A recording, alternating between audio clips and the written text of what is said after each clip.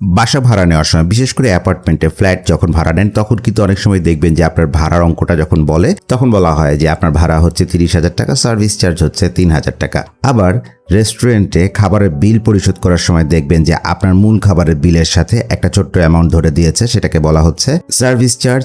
একইভাবে ব্যাংকের স্টেটমেন্টে আপনি দেখবেন বছরে 2বার কিংবা 1বার আপনার অ্যাকাউন্ট থেকে কিছু টাকা তারা কেটে নিয়েছে সার্ভিস চার্জ হিসেবে। এই সার্ভিস চার্জটা কিন্তু আমরা নিয়মিত বিভিন্ন জায়গায় দেখে থাকি। এই সার্ভিস চার্জটা কি, এর মানে কি, এটা কোথায় যায়, কারা নেয়, কেন নেয়, সেটা সম্পর্কে আজ খুব সহজ ভাষায় ছোট্ট করে আপনাদেরকে জানাচ্ছি। অনেকেই মনে করেন সার্ভিস চার্জ হলো এক ধরনের সরকার নির্ধারিত ট্যাক্স বা ভ্যাট, কিন্তু বাস্তবে ভ্যাট আর সার্ভিস চার্জ কিন্তু এক জিনিস নয়। সহজ কথায় সার্ভিস চার্জ হলো কোনো প্রতিষ্ঠান থেকে মূল পণ্যের পাশাপাশি তাদের অতিরিক্ত যে সেবা, শ্রম, ব্যবস্থাপনা মানে ম্যানেজমেন্টের সুবিধা পাওয়ার বিনিময়ে দেওয়া নির্দিষ্ট একটা ফি। আর একটু সহজভাবে বুঝে নেওয়া যাক। যেমন মনে করেন অ্যাপার্টমেন্ট কিংবা ফ্ল্যাট, একটি আবাসিক ভবনে ফ্ল্যাট ভাড়ার বাইরে সিকিউরিটি গার্ডের বেতন, লিফটের রক্ষণাবেক্ষণ, বিদ্যুতের বিল, তারপর হচ্ছে ময়লার খরচ, জেনারেটরের যে তেল সেটার খরচ, কমন স্পেস মানে হচ্ছে আপনার নিচে যে গ্যারেজটা, লিফট থেকে বের হওয়ার পরে যে ফাঁকা জায়গাটা, সেখানে যে বিদ্যুতের বিলটা আসে প্রতি মাসে, সেই ব্যয়টা খরচ করার জন্য যে টাকাটা তোলা হয় সেটাই আসলে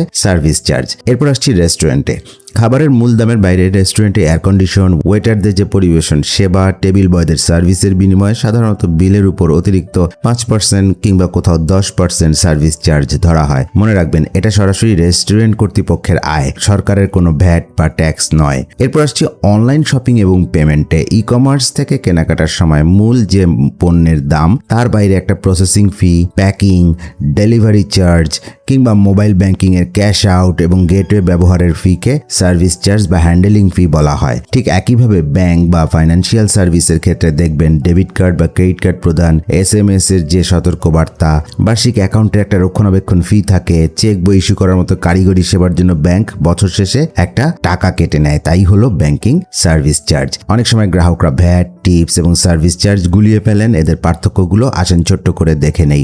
ভ্যাট সরাসরি সরকারের রাজকোষে জমা হয়, যা আইনগতভাবে বাধ্যবাধকতা, আর সার্ভিস চার্জ পায় সরাসরি সেই প্রতিষ্ঠান যা তাদের পরিচালনা খরচে ব্যবহৃত হয়। এবার আসছে টিপস এবং সার্ভিস চার্জের মধ্যে পার্থক্য কি। রেস্টুরেন্টে আপনি ওয়েটারকে খুশি মনে আলাদা যদি কোনো টাকা দেন সেটা টিপস, কিন্তু বিলে যদি আগে থেকেই সার্ভিস চার্জ যুক্ত থাকে তবে আলাদাভাবে টিপস দেওয়াটা আপনার জন্য বাধ্যতামূলক নয়, কারণ এই সার্ভিস চার্জ থেকে সাধারণত ওয়েটারদেরকে একটা টিপস শেয়ার করা হয়।